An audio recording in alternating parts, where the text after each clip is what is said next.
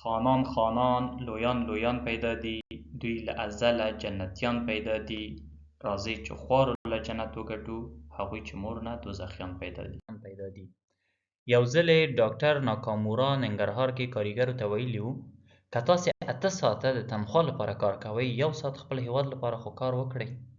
راځئ چې موږ او تاسې 1 ساعت خپل هیواد لپاره کار وکړو. د لوګر ولایت د برکي برک ولسوالۍ ځوانانو او رضاکارانو په ځانګړي ډول د بابر، پادخوابی روغني، قلعه ممی، د برکي برک، جابر کلا، شیخان مومند، شاه مزار، پنده، سجاوند او د سید رحمان او د نورو کلیو ځوانانو السلام علیکم ورحمت الله وبرکاتو. تاسې د 28مه شمېره ولسوالۍ یاست چې تاسې باندې غږ کوم. دا د پروژو، مؤسسو او ډونرانو پورې تړلی کار نه دی. همدغه شان زه له خپلې ګرمې خټې نه هم نه غږیږم، مګر دې ویډیو کې ډیری خبرې چې زه کوم هغه ما پخپله په رضاکاره ډول کړي دي او اوس یې هم کوم. ما د رضاکاره کار پایلې لیدلې دي او غواړم چې تاسې هم د رضاکاره ونډې سره خپل کلي او ولسوالۍ لپاره ډیر ګټور کارونه وکړئ. زه 1 یورو مرسته ستاسې ولسوالۍ لپاره درکوم. تاسې څومره مرستې ته چمتو یاست؟ هر کله چې مو رضاکاره کار پیل کړ نو هیله کوم چې ما ته خبر راکړئ چې دغه په نشت کې حساب پیسې تاسو ته واستوم.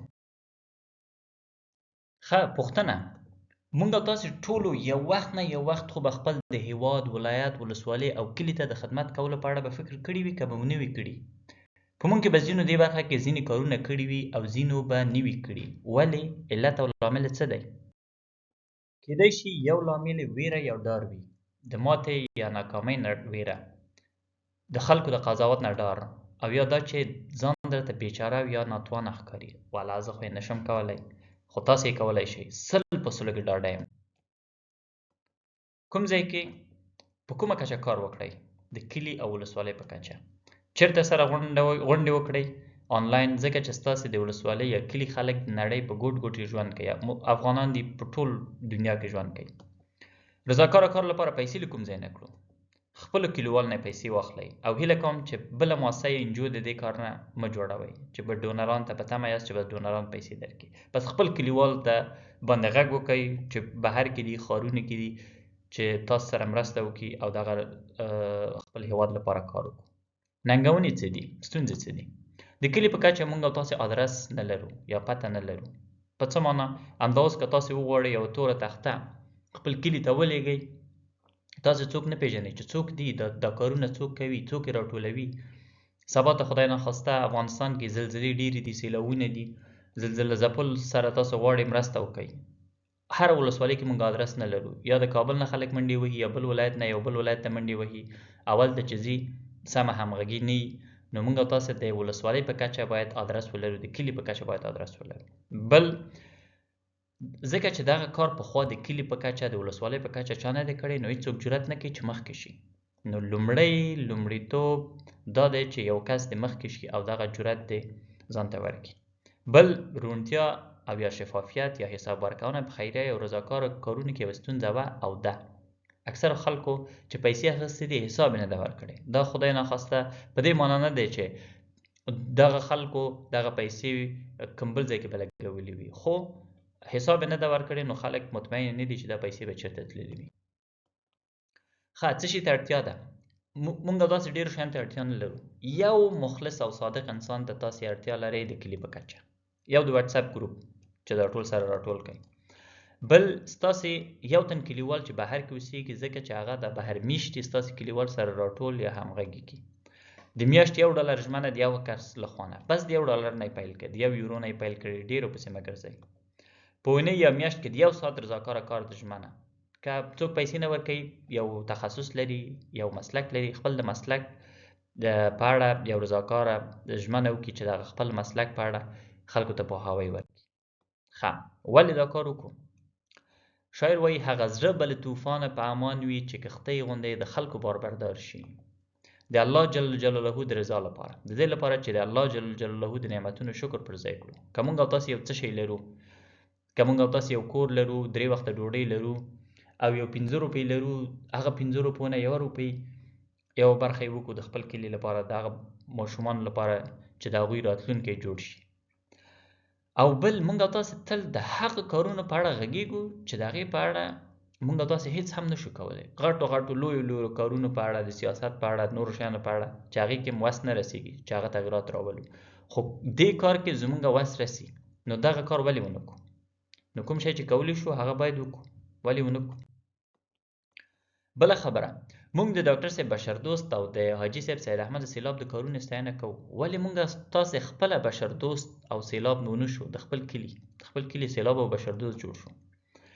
بل د دې لپاره چې دغه کار لپاره ظرفیت شته، او هغه ظرفیت شی دی د کلي په کچه مونږ تاسې وړ کسان لرو، با استعداده کسان لرو، تکړه خلک لرو، ښه استادان لرو، ښه تکړه با ظرفیته خلک انجینران لرو، خو او بهر کې هم دغه شان خلک لرو چې هغوی دې ته آماده دي چې دغه مرسته وکړي، خو دغه ظرفیت نه باید موږ او تاسې ګټه پورته کړو. دغه دوه کسان یو بل سره وصل نه دي، دوی باید سره ونښلو، دوی سره باید وصل کو.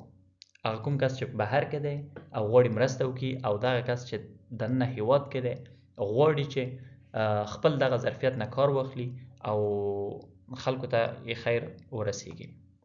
بل مونږ او تاسې تل د نورو د ښه کارو په لیدلو سره خوشحاله کیږو. یوټیوب کې، فیسبوک کې ویډیوګانې یو ښه کار ګورو، یو خیر کار ګورو، هغې باندې لایک ورکوو، کامنټ ورکوو، خوشحاله کیږو. نو ولې مونږ او تاسې خپله دغه کار کې مخکښ ونه شو او مونږ او تاسې خپله مخکې نه شو؟ ولې همدغه ښه کار مونږ خپله ونه کړو چې نورو ته په تمه شو چې د هغوی ښو کارونو ته لایکونه او سبسکرایبرونه ورکړو؟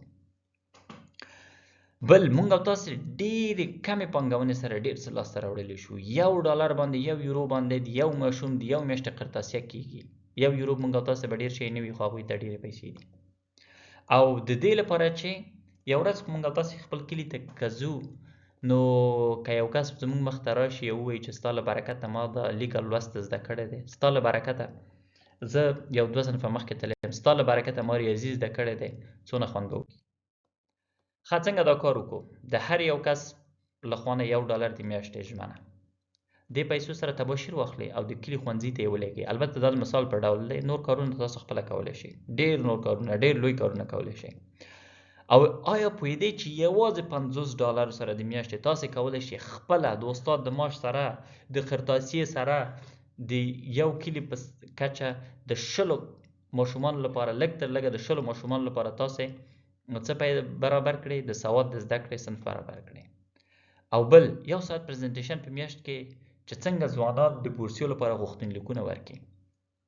او بل نیم ساعت پریزنټیشن د دې په اړه چې څنګه له مالي اړخه پر ځان بسیا شو، ځوانانو ته، محصلینو ته، متعلمینو ته، نورو ته. ښه، هغه مهم ټکي چې ورته پام وکړئ. اول، د زرګونو کیلومتر سفر په یو قدم سره پیلېږي. دغه قدم تاسو واخلئ، دغه جرأت وکړئ.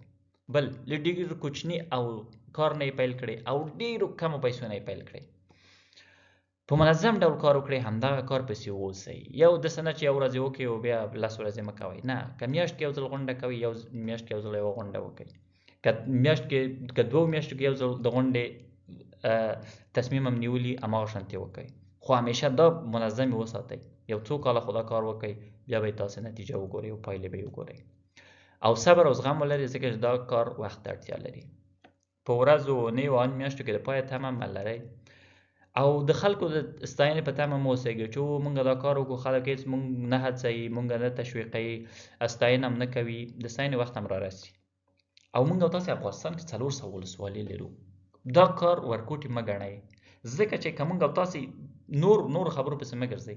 که یوازې د افغانستان په کچه، د هر ولسوالۍ په کچه مونږ او تاسې کال کې یو تن باسواده کړو، د ټول افغانستان په کچه به مونږ او تاسې 400 ډېر باسواده خلک ولرو. او که 10 تنه شي د هر ولسوالۍ په کچه، د افغانستان په کچه کېږي 400 تنه. دا ویډیو په هیڅ ډول سیاست او سیاسي مسایلو سره تړاو نه لري. دا یوازې د دې لپاره جوړ شوی چې افغانان رضاکاره کار لپاره وهڅوي. هیله کوم دغه ویډیو لایک او دغه چینل سبسکرایب کړئ، ترڅو دغه پیغام د دغه ولسوالۍ خلکو ته ورسیږي. ډیره مننه.